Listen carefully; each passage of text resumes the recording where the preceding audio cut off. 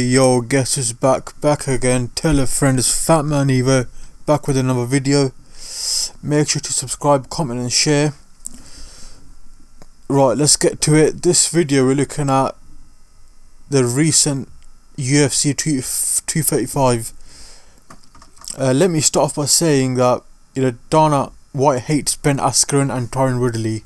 I don't know what the beef is, but I'm sure Dana White definitely gave Usman and Lawler the permission to take steroids before their fights.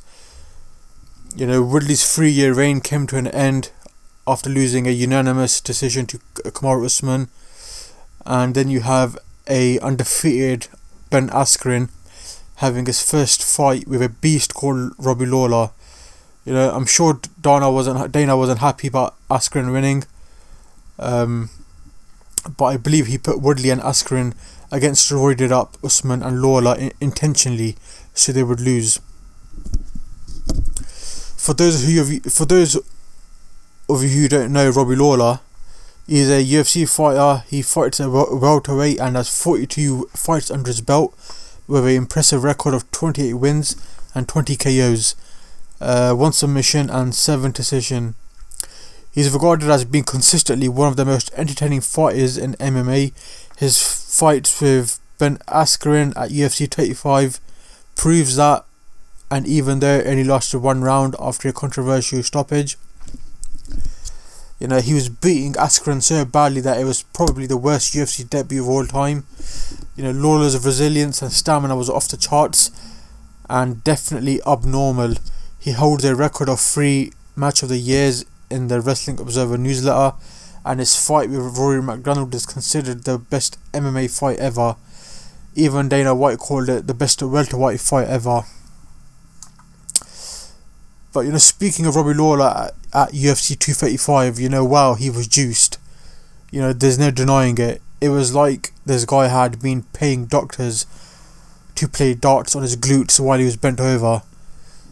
He looked freaking shred. It was the most amazing he's ever looked in his career. He's always been suspect of steroid use. This is not a new thing. We can go back to 10 years. His sudden hair loss is a big sign. With hair, he looked like a white Tyron Woodley, and without hair, he looked like a roided vampire. After his epic victory over Rory McDonald, Rory accuses Lawler of taking steroids and even claimed he tested 4 times higher than his normal limit.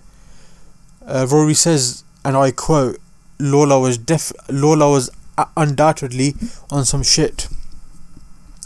He showed some signs of steroid use during his fight, such as never losing power and endurance.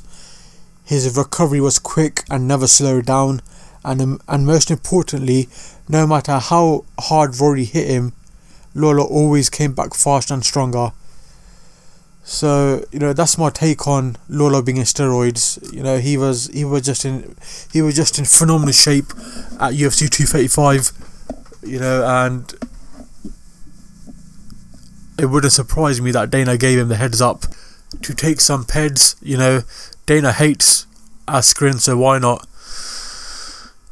Right, let's move into Kamaru Usman, who is also another beast, but he couldn't be tamed, unlike Robbie Lawler. Usman, he did what no other had done in the UFC, and that was manhandle Tyron Woodley, who is a beast of his own. Usman is a phenomenal fighter and has 16 fights under his belt with only 1 loss. He's undefeated in UFC and holds a 10-fight win streak. So far no one's accused Usman of taking steroids as of yet, but I'm sure there will be definitely a time when someone will. He hasn't changed much in the last 10 years, I would say, and as he stayed in a phenomenal shape. He's probably not on major substances such as D-Bol or Tren, but maybe some test. He was just huge and in phenomenal shape against Tyron Woodley. Again, Tyron, he's definitely a suspect of being on steroids. He's another beast of his own. So yeah, let me guys know what you think, and make sure to subscribe, comment and share, and I'll see you next week. Peace.